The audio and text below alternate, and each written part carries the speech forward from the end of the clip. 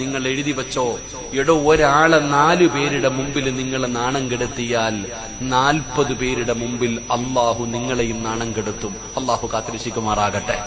എടോ 4 പേരുടെ മുമ്പിൽ ഒരാണാകട്ടെ, പെണ്ണാകട്ടെ, കുടിയനാകട്ടെ, വ്യഭിചാരിയാകട്ടെ, കൊലപാതകയാകട്ടെ, അവൻ എത്ര വലിയ പാപം ചെയ്തവനാണെങ്കിലും നിങ്ങൾ 4 പേരുടെ മുമ്പിൽ അവൻ തൗബ ചെയ്ത് നന്നായി 4 പേരുടെ മുമ്പിൽ നീ അവനെ നാണം കെടുത്തിയ അവൻ അള്ള പുറത്തു കൊടുക്കും.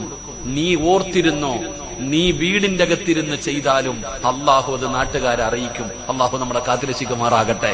സൂക്ഷിക്കണം, ഭയക്കണം. നിസ്സാര കാര്യമല്ല. നീ ആരും അറിയാതെ രഹസ്യമായി വീടിന്റെ അകത്തിരുന്ന് ചെയ്താലും അത് പരസ്യമാക്കൂ അല്ലാഹ്, അത് നാട്ടുകാരെ അറിയിക്കുവല്ല. കാരണം നീ ഒരു മനുഷ്യന്റെ കണ്ണ് നനയിച്ചവനാ, ഒരാളെ നാണം കെടുത്തിയവനാ. അത് അത്രയ്ക്കും വലിയ പാപവാ, ചെറുതൊന്നുമല്ല. നമുക്കത് ചെറുതായി പോയി. അതുകൊണ്ട് ഇങ്ങനെ പറഞ്ഞുകൊണ്ട് നടക്ക. ഇറച്ചി തിന്നാനൊരു സുഖവാ.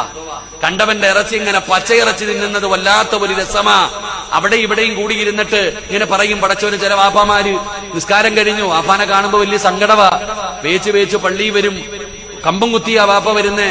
നിസ്കാരമെല്ലാം കഴിഞ്ഞിട്ട് അസർ കഴിയുമ്പോ പള്ളിയുടെ പടിയിൽ അങ്ങോട്ട് ഇറങ്ങിയിരുന്നിട്ട് അങ്ങോട്ട് തുടങ്ങും. അള്ളാഹു നമ്മളെ കാത്തിരക്ഷിക്കുമാറാകട്ടെ. അങ്ങോട്ടിരുന്ന് അങ്ങോട്ട് പറയാൻ തുടങ്ങും. 4 പെണ്ണുങ്ങൾ കൂടിക്കഴിഞ്ഞാൽ പറയാൻ തുടങ്ങും. കല്യാണം